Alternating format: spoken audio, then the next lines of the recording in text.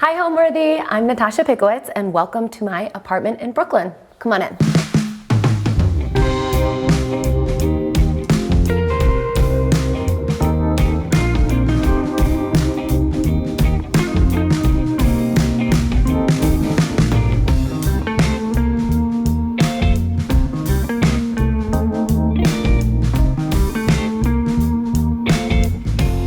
You're watching Homeworthy, where we believe every home has a story. Hi, I'm Natasha Pickowicz. I am a chef and cookbook author, and I live in 375 square foot studio apartment. So I'm gonna show you around my apartment. We're gonna look at my kitchen. We're going to go into my sunroom, and I'm gonna show you some of my favorite things. And we're going to make an olive oil cake recipe from my first cookbook, More Than Cake. But before we do that, we're gonna go out into my garden. I'm gonna show you what I'm growing, and we're gonna pick a few beautiful flowers to garnish my cake with. I live in an old pre-war building in Greenpoint, Brooklyn, and it's a really unique, special space to me. I live by myself, and the entire building is really small studio units. And I love Greenpoint. I'm by the East River, I'm by the water, I'm really near Queens, I go up there a lot. It's easy for me to kind of bop in and out of the city, and I just love having a little space of my own. And I think that, to me, the cherry on top is having my own private outdoor space. I think that my style is it's not minimalist. You know, I'm definitely like a bit of a collector. I love media, so I have a lot of vinyl records, I have a lot of tape cassettes, I have a lot of books. It's hard for me to kind of let go of that because I love building an archive. I love building a library. I love having physical media. And I think that, you know, my love of all of those things is very related to my culinary practice at home and professionally. So I think that, yeah, because, you know, my approach to baking and cooking is not too studied, it's not too perfect. It's a little bit DIY, it's a little bit spontaneous. Like I don't like overthinking things. You know, if I'm making a wedding cake for somebody, I'm not gonna overthink it. And I think that that kind of carries over into how I keep my home, which is casual, which is not too designed, which is pretty simple. And you know, I grew up in Southern California, so I think that kind of relaxed energy hopefully carries over when people come in and visit me at home.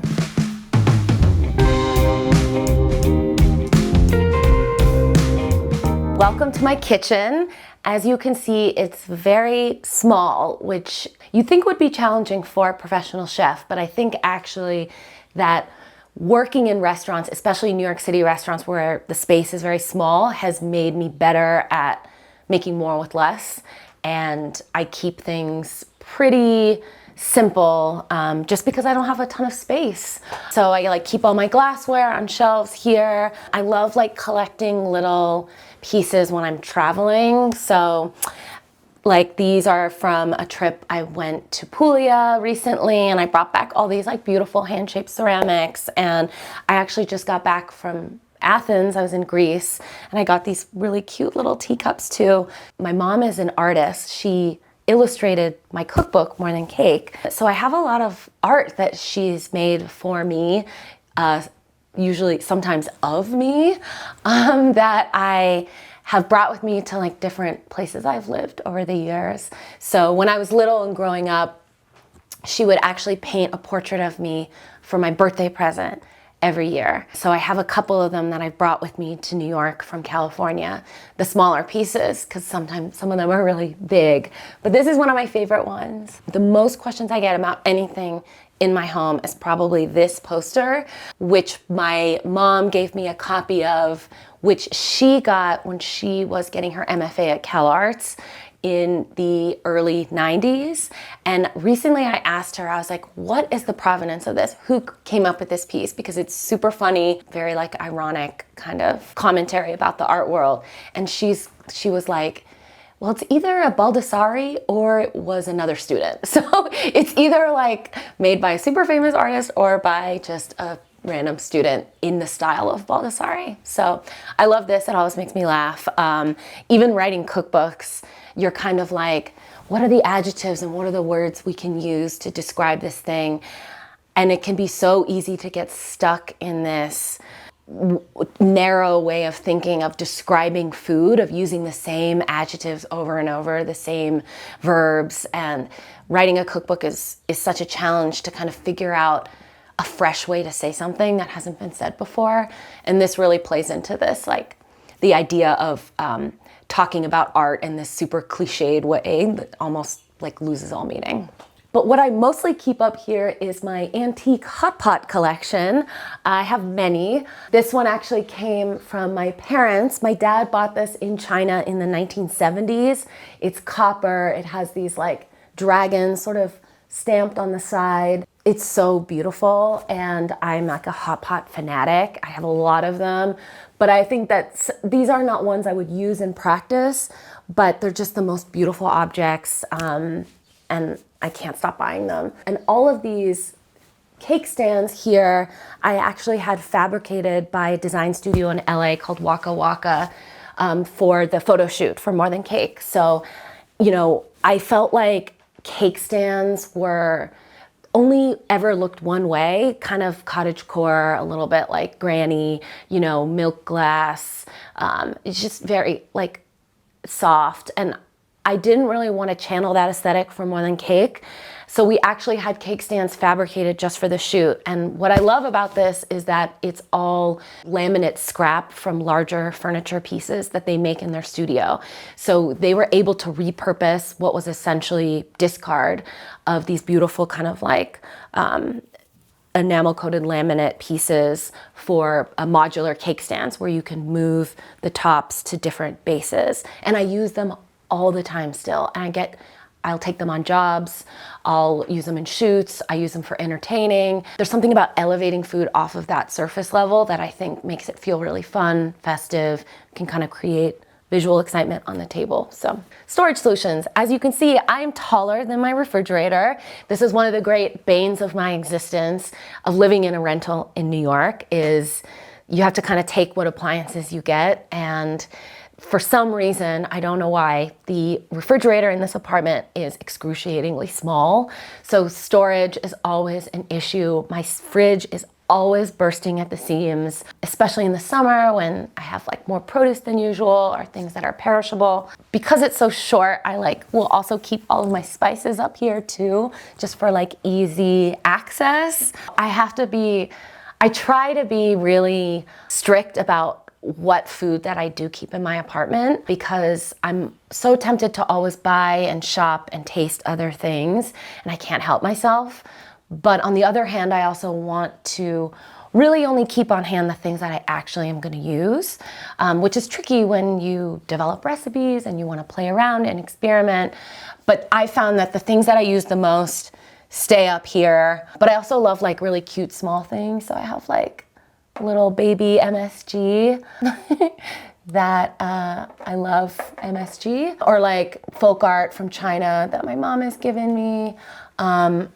You know, for better or for worse, I love like little cute little things. And I was just in Greece, so I brought back these beautiful organic spices from Royco, a great couple that import like beautiful organic botanical teas and spices. So yeah, I just like want to have it all here, because when I'm cooking, I just want to be able to like have everything easily accessible to me. So like my cutting boards, knives, like everything kind of right in front of me. And I feel like there's such a trend in design that I really feel allergic to, which is minimalism, I guess, or just this idea of I don't want to look at the appliances. And I think, again, when you're a chef, as a chef who's worked in kitchens, like I think I'm a bit more utilitarian, where I don't need to hide things, but I'm used to having things be out in the open.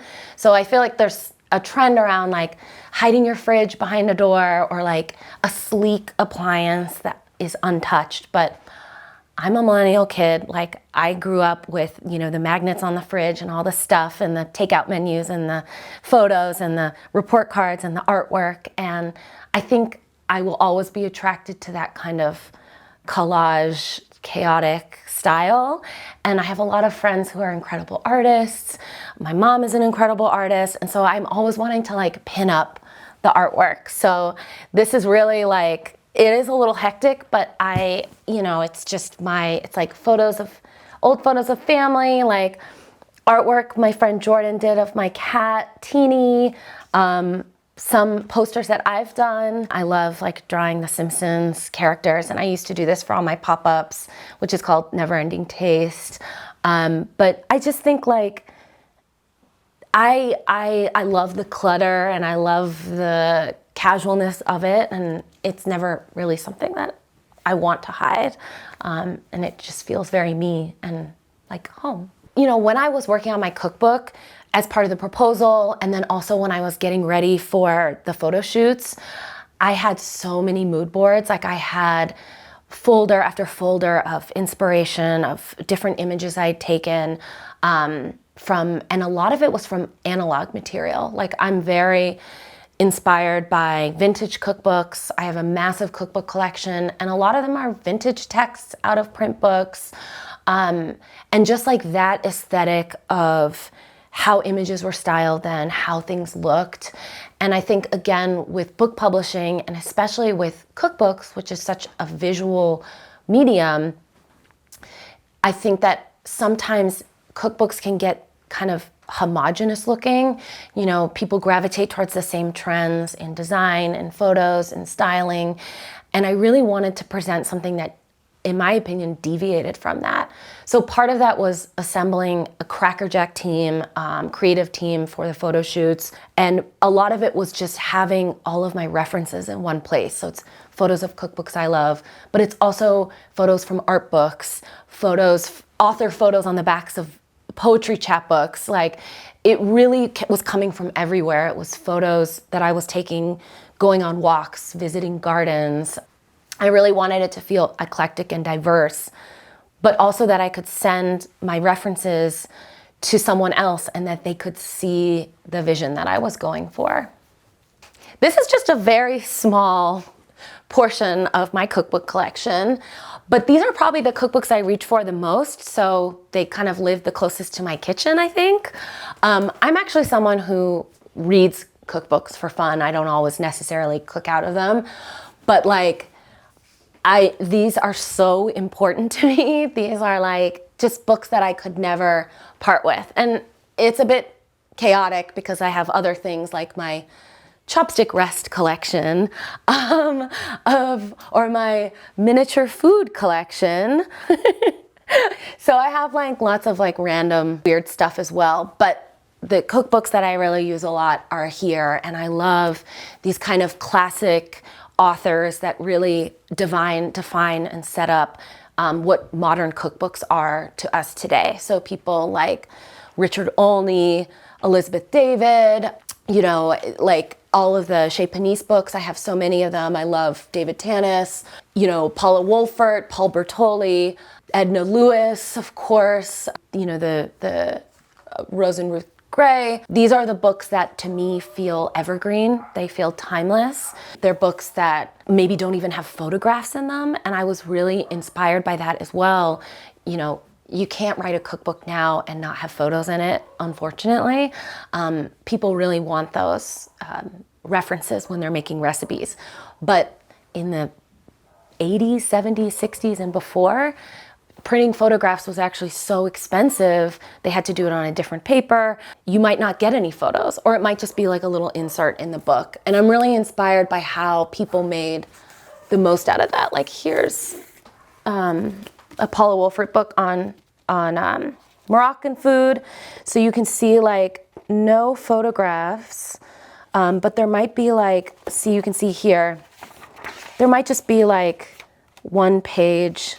And this is like a different material. It's not the same pulpy paper it's a kind of has a glossy finish. And so I think that I love these kind of surprises in the book. They give you a bit of context.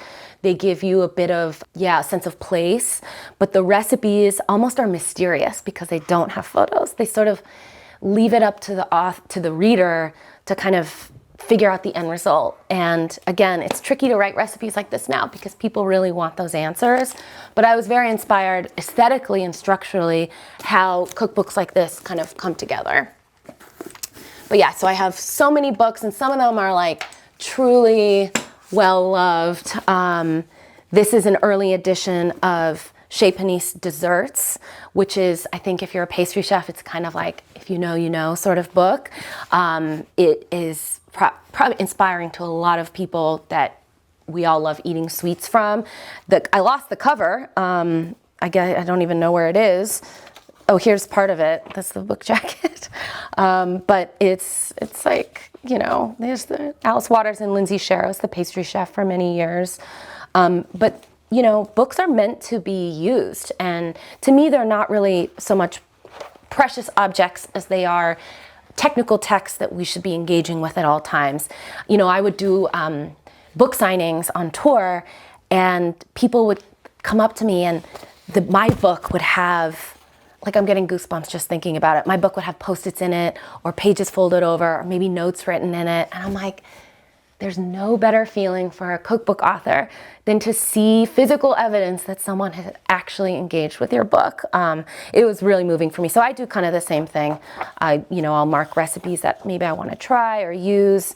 This book is also great style-wise because there are no photos, but there are very small decorative illustrations. And these are so great because they don't tell you anything about how to make it, but they create mood and they create atmosphere through so little, just through a little black and white illustration. And so when I was working, even the end paper is so beautiful. It's kind of like these sort of illustrations of, different, I don't even know what, a little lemon and a knife. But when I was working with my mom to create the illustrations for More Than Cake, you can see like Thibaut is, that a famous artist did the artwork for this. But I was showing my mom books like this, and I was showing how illustrations can create mood and add context and personality. So these are really important books to me. So yeah, I have lots of little doodads that I keep around. I have here's another small hot pot. This one's so cute, it's so little. Beautiful hot pot. And this style of hot pot, there's a hole here. Usually you would put charcoal briquettes, or you could do sterno, camping fuel here. And this chimney element is what creates the heat and lights this sort of donut around it. So typically you would use this for broth, and you're cooking small bits of food in it, which is what hot pot is, my favorite meal in the entire world. But I love this kind of like petite size. I've never actually used it, but so cute. I put like fruit in it as like a display piece. But yeah, and then, I love like kind of artwork from friends. This is from the artist Blaise Lampin. I was coming off of COVID. It was 2020. Like everything, was just so unsettling and strange and hard. But one of the first pop-ups I did to get back into that restaurant flow was at this great restaurant in Brooklyn called the Four Horsemen. And she made this beautiful poster for me. So we actually used this artwork as the poster to promote the event.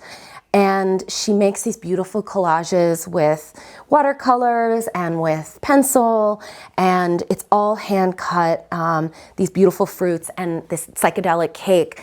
And I remember like asking her to make the poster, and I said, just whatever you think, whatever you want to do. And she shared this with me. She's like, this is kind of how I think about your dessert and your food, is this kind of like psychedelic thing. And I was so moved. And obviously she gave me the original, which is incredible. And I had to get it framed.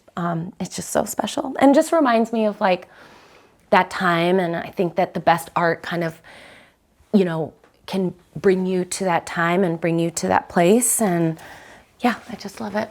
Also, I have a cat. So like her toys and like little eating area is down here. But also like, my parents go to Asia a lot, and they always bring me back so many great objects. My nickname when I was little was green bean. And so for whatever reason, over the years, my mom gives me so many bean related objects, like jewelry, drawings, like it's really like, so this is like a really beautiful, this is all one piece that they got, I think in Indonesia. And it, you know, it's just this like incredibly cool large pod that my cat loves to play with this ball. And yeah, probably one of the most annoying things about moving is moving my record collection around, because records are incredibly heavy. But it's just one of those things where I can't imagine not being able to listen to music that way. I've always preferred to listen to records at home. Obviously when I'm out or working, you know, we stream music through our phones, but I mean, I gotta say it, there is just nothing beats listening to music on a vinyl record. Like the sound quality is just, there's no comparison. So I have a mixture of like vintage old records and the newer records put out by contemporary musicians. I always try to organize things. It's mostly organized by genre. Like I very rarely will DJ around Brooklyn, very rarely. But so I kind of try to, you know, keep my records organized by genre so I can like easily access a mood. But I have a great turntable. This mat is from a friend who has a great speaker company called Waves and Frequencies. I also own a lot of tapes. Again, I just love that sound, that warmth that you get.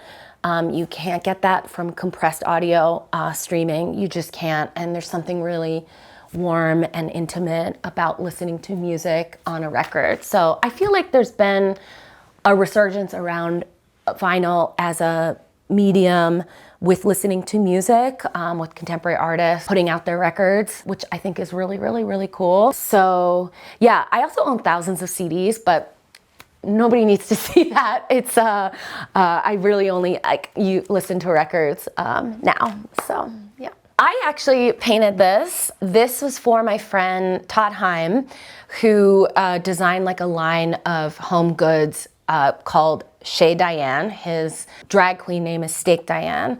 And we collaborated on a scarf to raise funds for the Ali Forney Center. And this is the original. So this is the original that he used to make the scarf with. And we were really inspired by picnic motifs and kind of like busy food scenes.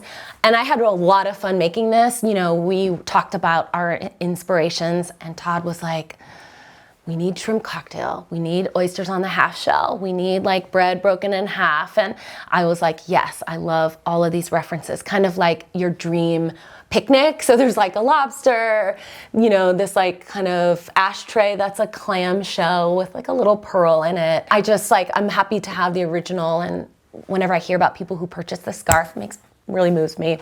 And this is a smaller piece by my friend Andrew Payne. I used to live in Ithaca, New York, and he does like these incredible, like almost like a topography through these sort of like wood pieces. And this was actually like the first like art piece I would say I acquired. I was like 21, 22, and he's a musician and gave it to me in like a trade. And I just love it so much, and I think his work is really great. So I came into cooking relatively later in life. I got my first restaurant job when I was living in Montreal in Quebec, and I fell in love with baking, with pastry, with working in restaurants, the energy of the people around me, working with great ingredients. And I moved to New York in 2013 and started working in restaurants here. And there's such a specific, intense energy to being in restaurants in New York, I think. And there's such a high quality level, the talent, the kind of passion of the people around you. I worked in restaurants for almost 10 years here in New York. And then when COVID hit in 2020, like so many other pastry chefs, I lost my job. I had no idea what I was gonna do, and I ended up writing a proposal for my first cookbook, which ended up becoming More Than Cake. So now I'm kind of doing this really unique sort of hybrid work of developing recipes, doing pop-ups, writing books, and still trying to stay engaged with guests and with food in kind of equal measure. I knew that I wanted to write More Than Cake as sort of a summary of my repertoire of recipes that I had been developing for over a decade, from being in Canada, from being in New York, and beyond. But I also knew that I wanted the book to really be this personal testament to how I think about pastry and baking specifically, which is as this incredible tool to bring people together. And when I was working in restaurants and continue to do today, I would produce and throw a lot of big fundraising bake sales. And I really saw that pastry in particular was this like incredible tool for bringing people together, for galvanizing around certain social causes. And it just tapped into everything that I love, you know, parties, bringing people together, you know, eating delicious things. So I really wanted the cookbook to kind of be almost a roadmap to doing it yourself, wherever you live, whatever your skill level, whatever your budget. And I wanted to provide those answers for bakers. So beyond a great chocolate chip cookie recipe, beyond the perfect pound cake, I also wanted there to be context for those recipes so that you could bring those recipes into your life in a way that can feel like profound or resonant or, you know, really deeply satisfying.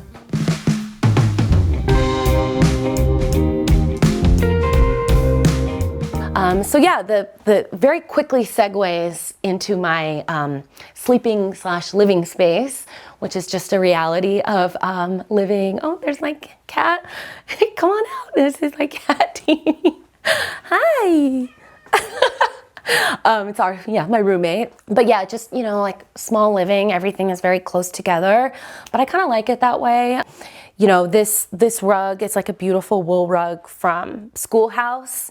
And I think like, I'm not a big decorator, renovator, putting space up. As you can see, there's still nothing on this back wall, which hopefully I'll get to eventually. But I think that like having like a really soft plush rug does the most to kind of like, you know, it's what they say about a rug, it just brings a room together. And I like how big this one is.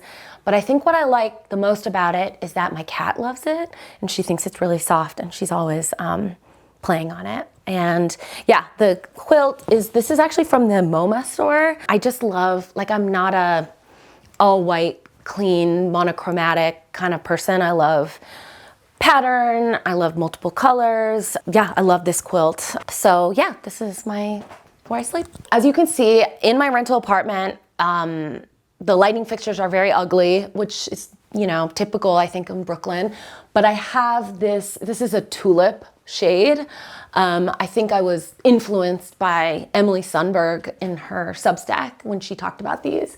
But these are great because if you live in a rental and have those big, what we all call boob lights, because the opening is wide enough where it just goes right over that whole light, and it's adhered to the ceiling with really strong double-sided tape. So I think for me, somebody again who's not naturally like a designy person, I was just like, okay, I love this. This is 2-second installation and it's done. And it really does create like this very warm, diffuse kind of like light that I love in the room where I sleep. I also love this piece. Speaking of the Four Horsemen, they were selling these prints as part of like a COVID relief fundraiser. And this artist does like all of their branding for the restaurant. And I was like, jumped at the opportunity to have one of his prints. And I just love this kind of like Grecian vase urn motif, but with these kind of like humorous little mise-en-scenes, you know, there's like the horses playing some kind of game and this like Snoopy surfing. So yeah, I love this. And then my mom knit this little like kind of linen drawer sachet for me, so with my initial.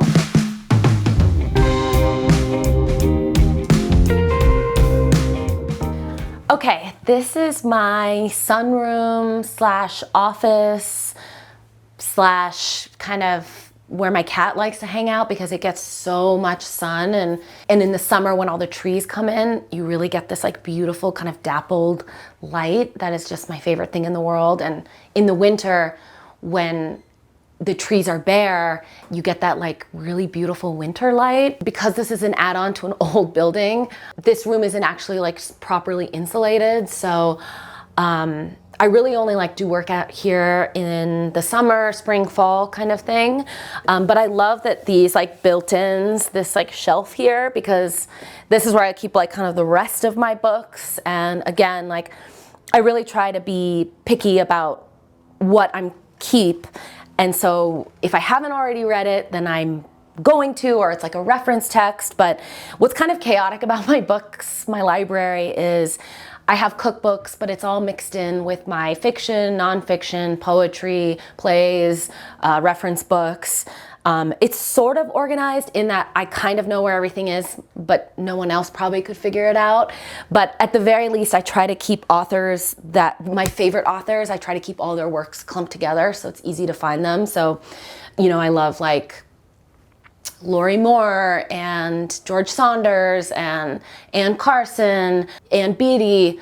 I try to like keep all those texts together in a way so I can like find them easily. So these are a lot of like pastry books. This was one of my favorite ones from last year, Nicola Lamb. This is the US edition. I really like this book. I also really like this book, also just came out this season too. Zainab is super talented. So I'm just like feel very lucky to have peers and colleagues that also inform and inspire my work. These are great books, and yeah, just like this is books. My friend Unji wrote this. She has the Bakery Lycée in the city, and unfortunately, oh yeah, this is in both translations. So, but she wrote it. She's Korean, and then it has the translations below. But these are like very technically complex desserts, and I really appreciate her methodology. But yeah, you know, I think like I probably have a surprising amount of poetry. I really love reading poetry for fun as well. Like, so this is kind of my like stack that I'm inside right now. So, you know, I love like Maggie Nelson writes other things, but I love her poetry. Ted Berrigan, a great New York City poet. Seamus Heaney. I'm actually going to Ireland this summer, so I always like to get in the mood before I travel. I'll kind of like be like, oh yeah, Seamus, let's read. It takes me to Ireland, gets me excited for the trip. Yeah, and I have more like these are also by my mom. So this is my cat Martini, and then her cat Hummus. And I love my mom's style, and I think she just has this incredible ability to capture like the essence of something without it being like photorealistic. But you know, I'll get these framed eventually. But for now they're just out so I can look at them. So this is kind of like my office area. This is where I write, work. I work on my cookbooks at this desk. It's also like the table where I eat, multi-purpose, small. My like drinks corner, so I have like a drinks fridge, water. And the apartment is really unusual because this was really like an outdoor porch add-on that they enclosed. So there's this like kind of like awkward railing here and this like lofted area. So the tenant before me actually built this loft because she slept out here. And I don't, because this drop is slightly terrifying to me, but it's just like a storage space for you know, recipe developing stuff, cooking, taxes, like just like boring life stuff. But this is really like Teeny's play area. So she likes to kind of sit and sleep in the sun.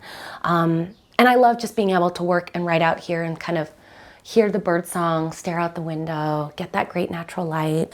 Yeah, this kind of leads out into my garden, but because there's like space down here, I actually use this as storage. So I bought some Metro shelving, which is kind of like, yeah, the bog standard in restaurants.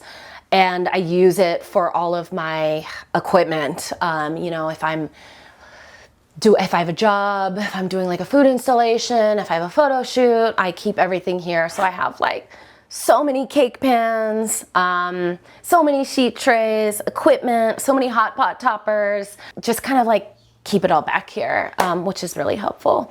And then, yeah, we're gonna go outside and check out my garden. My absolute favorite thing about my home and why I live here is that I have my own private outdoor space. And I think that's really unusual in New York City. I think that that is an incredible privilege that I have. And my actual apartment is very small. You know, I live by myself. I don't need a lot of space. But I treat my backyard like my living room. It's my dining room, my study, my kitchen sometimes. It's an extension of my living space. And I am somebody who loves to host.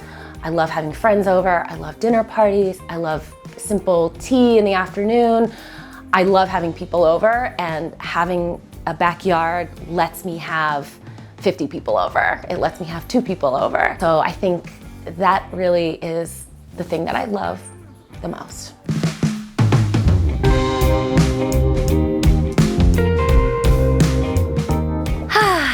Welcome to my vegetable garden, my backyard. This backyard is so special.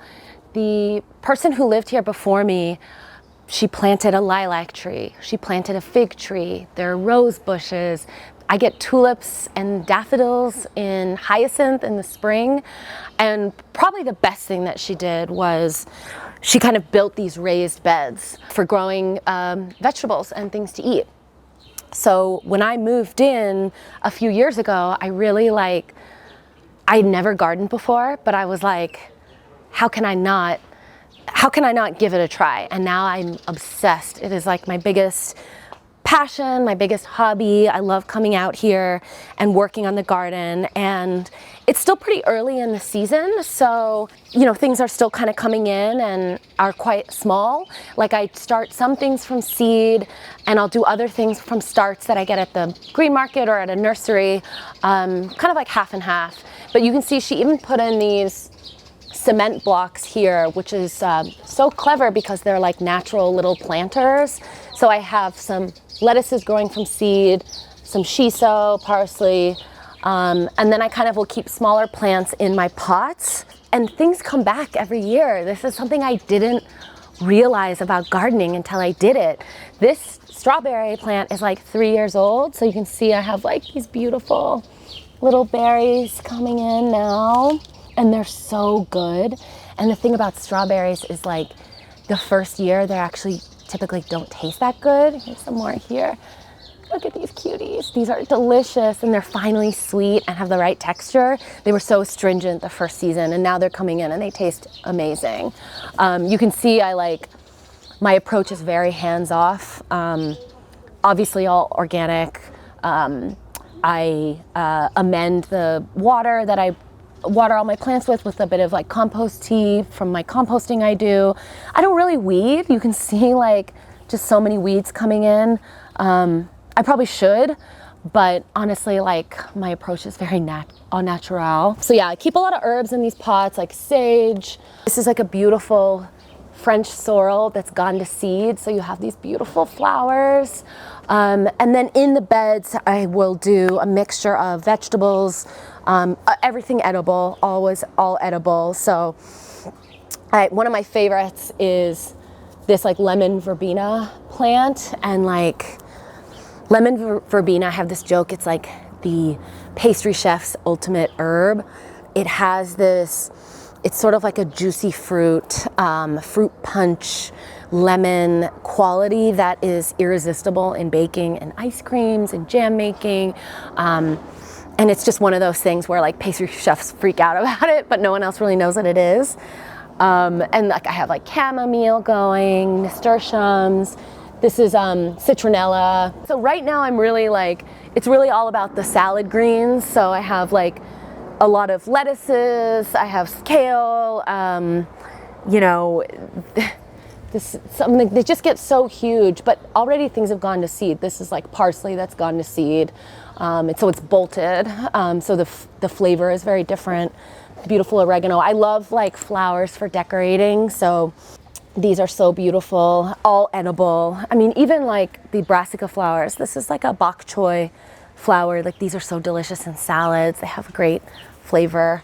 But yeah, you know, I think like I come out here, it's just my happy place. It's no screens, no phones, no music. It's just ambient sounds of being outside.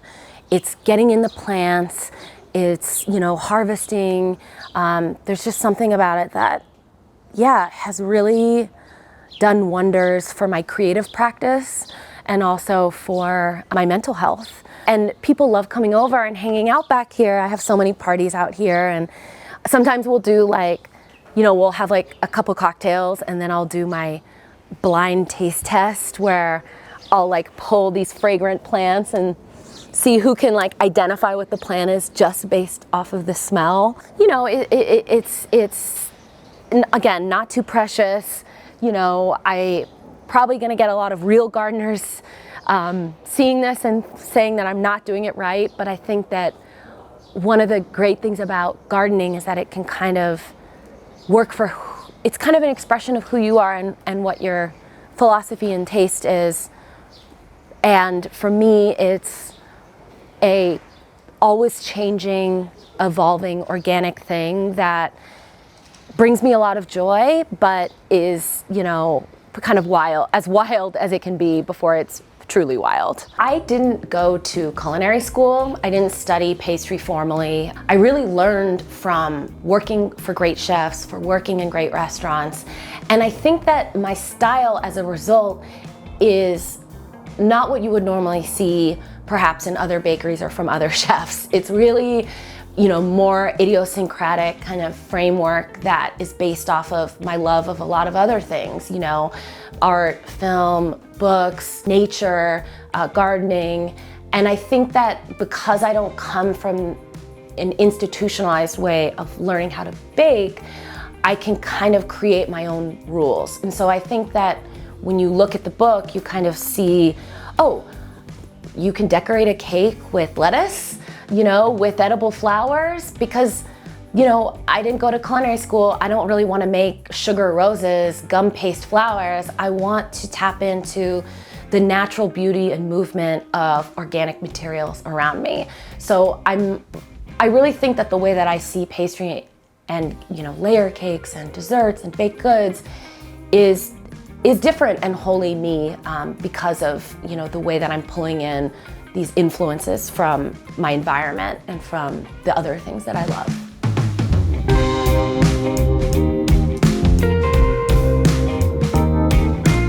Okay, so while we're out here, we are going to gather some decorations for my olive oil cake. Just like to come out here and be like, what looks beautiful, what's inspiring me, and you know, there's so many things to pull from. So right away I'm like, these nasturtiums are so pretty and they have these great flowers.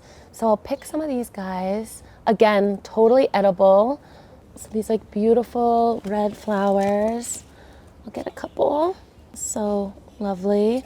And maybe just some of these leaves too. They kind of look like little lily pads. And I love kind of the like humor that they bring to decorating. I mean, I feel like we have to get some of these perfect strawberries. So I'll just grab maybe like this one is so perfect. Oh, little strawberry. Let's do the other one. They look perfectly ripe. But I love it when when you grow your own food, you can also pick it so that it has like the little stem attached too.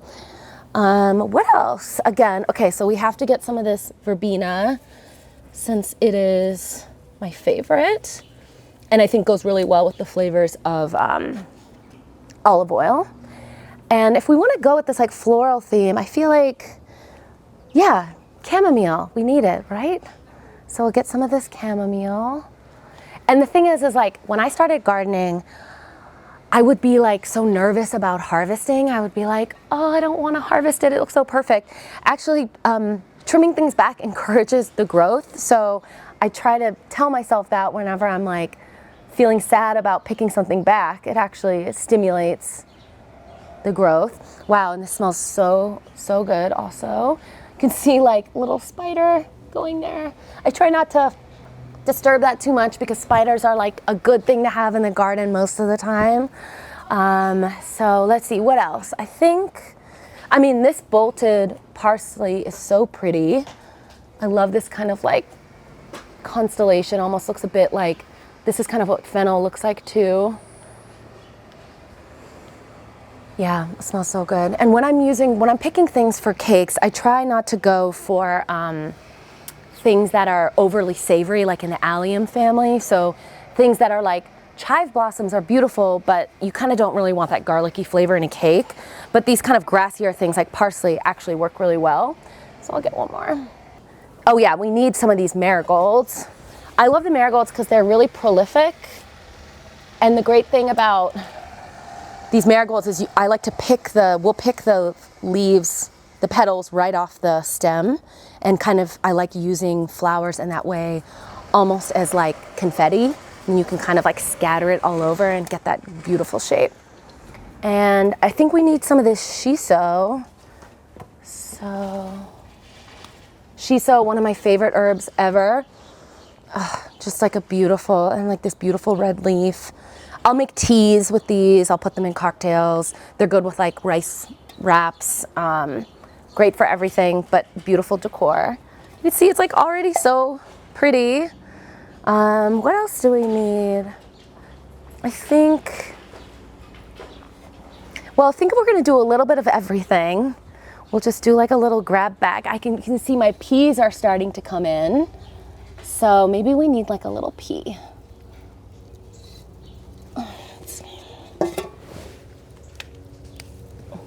Look at this like one perfect sugar snap pea. I mean, have you ever seen anything like cuter or prettier in your life? By the end of the season, the vines that's what this net is for, and usually it gets completely blanketed over with these kind of vining things. So things like peas, bitter melon, they love to kind of climb. So that's what that is for, and it'll get there eventually, but I think it's like so beautiful.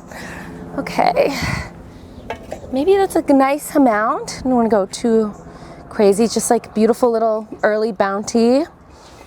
All my cute little things. So we are going to make an olive oil cake, which is one of my favorite things to make, to have friends over, just for myself. It stays fresh for so long and comes together really quickly. And then we're gonna decorate it with all of my beautiful garden accoutrements.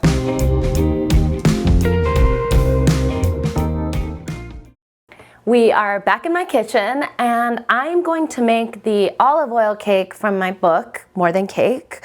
It's just like the perfect recipe kind of to start and go off with on another tangent. You can make a million adaptations to it. You don't need any special equipment. Like, people are often shocked when they find out that I don't have a stand mixer, because that seems like something a pastry chef should own. But I actually use like a hand mixer. I have an immersion blender. I don't have space for a big stand mixer, so I don't have one.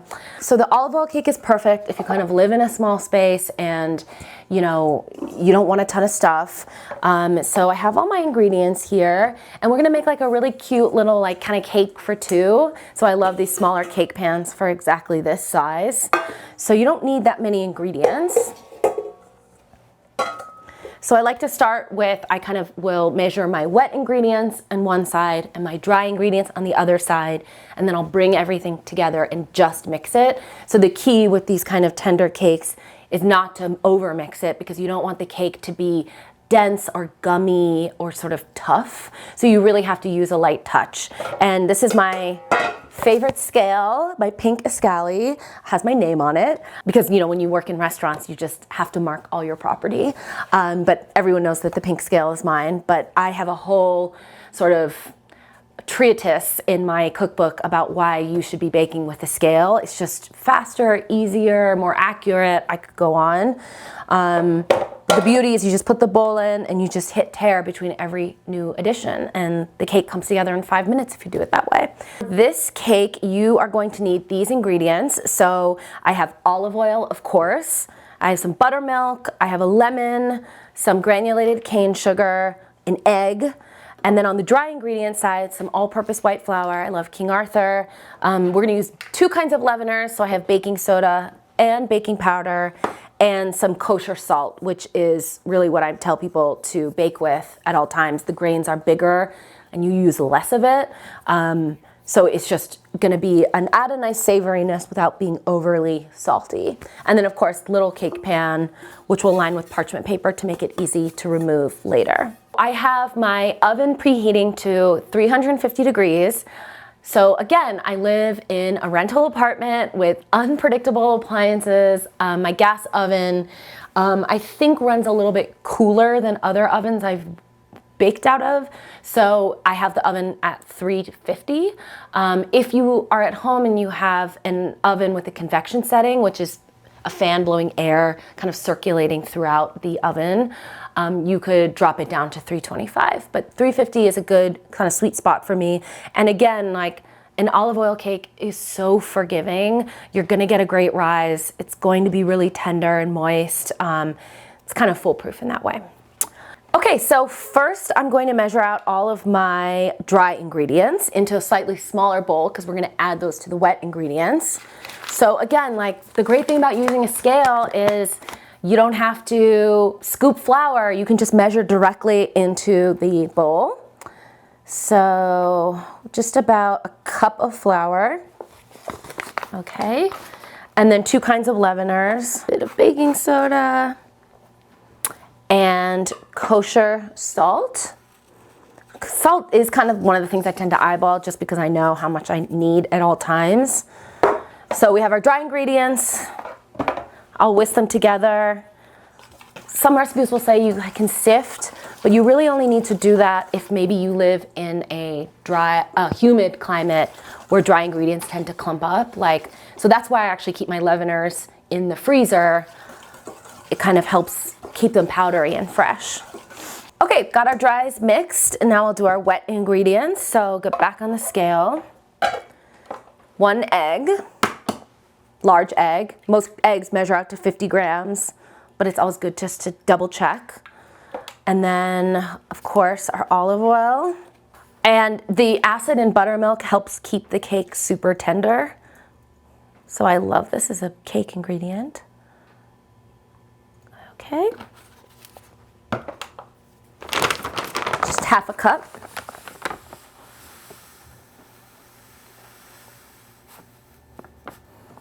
See, it's just so much easier to just measure right into the bowl from the thing. And that's it, we're almost there. The cake will be mixed in 30 seconds. But I like to add some lemon zest. Citrus is just so great with olive oil. It just keeps the cake feeling like super bright, really sweet and delicious. So I'll just zest right into my bowl. Let's see.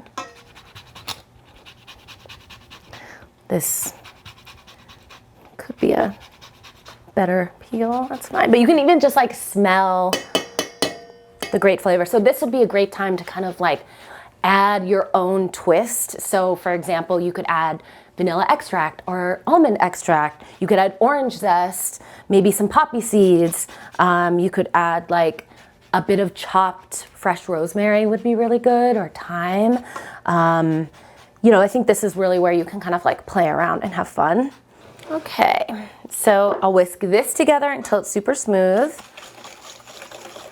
And I love these kind of like simple bowl mix cakes that just feel really effortless to put in, and they're great if you want to make a layer cake. You could split it and put whipped cream in it. You could cover it with like a, you know, Swiss meringue buttercream, or just like a simple flat icing, or nothing. I mean, I think this is the kind of cake you can kind of go savory or sweet really well. Once this looks smooth, we're gonna add in the dry ingredients. And just like this.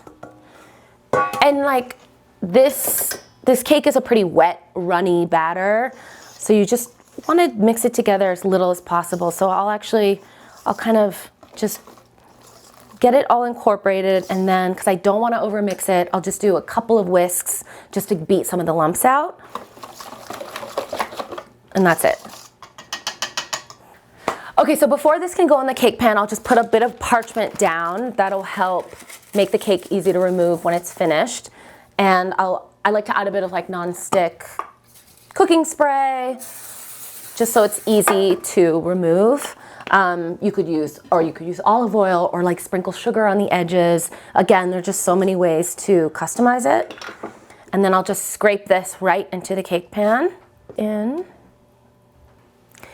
And that's it. This is ready to be baked.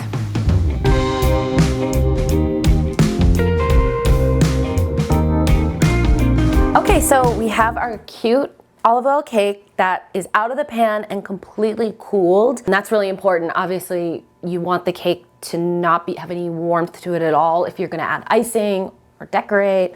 But one of the things I love to do for kind of these single layer cakes, so cakes that don't have, you know, kind of creamy fillings in the center, is just a simple flat icing. And what I mean by flat icing is kind of like the glaze you might see on like a poppy seed pound cake, or a real thin, runny, almost sheer, crackly glaze.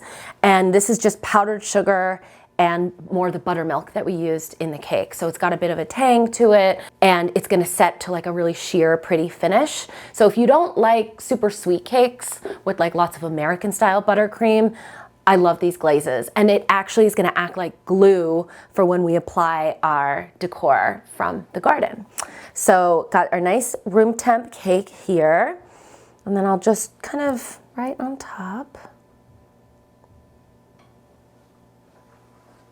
I don't think we need all of it. Then I'll kind of smooth it just to coat. And if you want like a thicker icing that doesn't move as fast, just add more powdered sugar. But I like these kind of sheer glazes that are a bit drippy. You could also add like lemon juice or lemon zest. All right, and then we kind of spread it on top. Okay. I mean, it already looks so perfect and cute. Just like this, you could just add some like flaky sea salt or more lemon zest on top, would be really pretty. But we have all these great little pieces of decor. So while the icing is still sticky, we'll add it so that it sticks to the toppings. Okay, so when it comes to decorating a cake, again, I get all into this in my book. I really try not to overthink it, and there's no wrong way to do it, you know? It's really, do you want to go for more stuff? Do you want to go more minimalist? Sometimes if I want to rehearse a design in advance, I'll find a small plate that's exactly the size of the cake, and I'll kind of try out all the toppings on that plate before I move it over to the final cake. I'll even sometimes, like when we were shooting cakes for my cookbook and I wanted them to look perfect, but also unstudied, I would test them out, take a photo, and then redo it on the cake. But here, I think this is easy. It's a cake at home, it's with friends, like nothing too precious. I like to start with the bigger pieces and then kind of fill in the holes with like the smaller pieces. So I'll start with these great nasturtium leaves.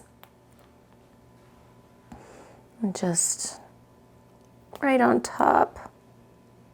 I think what I want to do is create like kind of a natural sort of, almost like my garden, but on a cake. These nasturtium flowers also look pretty upside down. They're kind of like little skirts. So I think we can just put it just like that. And then one maybe on its side. And then we have our perfect little pea, maybe like this. So I'm always trying to create kind of like different angles, more movement, like not, so kind of almost like you just dropped everything onto the cake and it all just like fell on really naturally. So we'll do these little chamomile. So cute. So cute. Let's do one more. And then the last one, we'll do upside down, just like that. And then we have our perfect strawberries. And how about here in the back. And then one up at the front.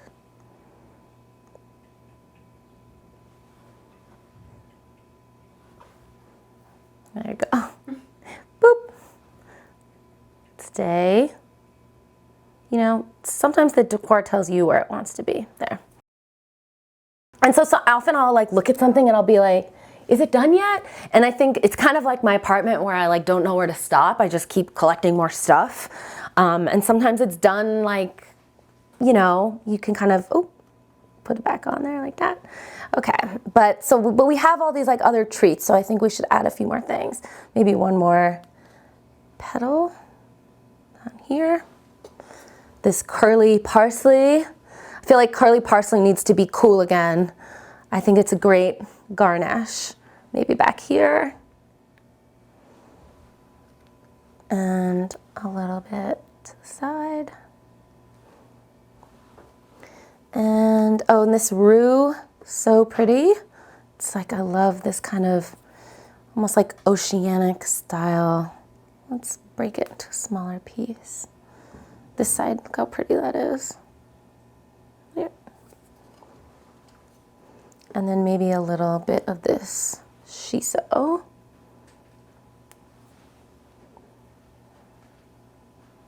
Back here. Ooh. And I love this kind of marigold sort of confetti. So the great thing, it smells so good. There is just nothing like growing it yourself, I'm telling you. So with something like this, I'll just pull in the direction that it grows in. And marigolds are so great because they have so many petals. They just kind of fall off. So these are, I'll put these in, I'll sprinkle these on my eggs in the morning. I'll put them in salads, but they're obviously great as decor and they're so pretty. So I'll just kind of drop them in.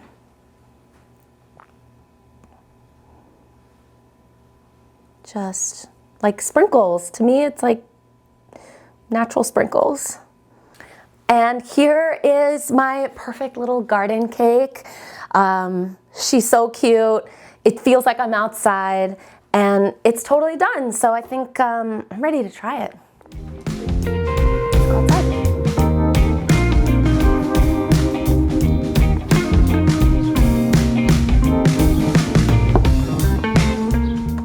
Okay, I'm gonna cut a little slice for myself. I think I want a piece with this little strawberry on here. Cute.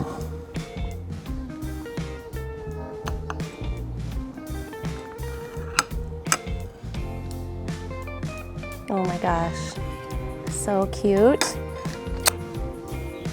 All right, let's see how it is.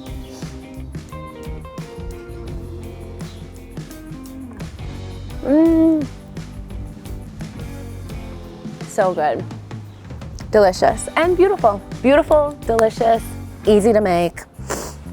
What more can you ask for?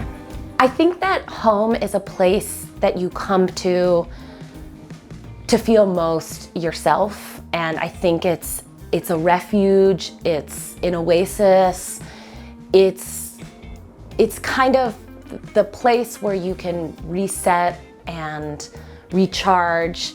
I think that, you know, living in New York is why I love it, is it's so fun and energizing and busy and frenetic. And, you know, when I go out for work, for socializing, there's something about being able to come home that, like, home is a place that you look forward to being in, you know, crawling into bed or making pasta on the stove or taking a long shower. I think like those are those tiny little rituals that don't have to feel fancy, but provide like a sense of relief or comfort is really important to me. Like, I don't need a fancy home to live in, but if I can tap into those feelings through small rituals, then that all adds up to a home that I want to be in.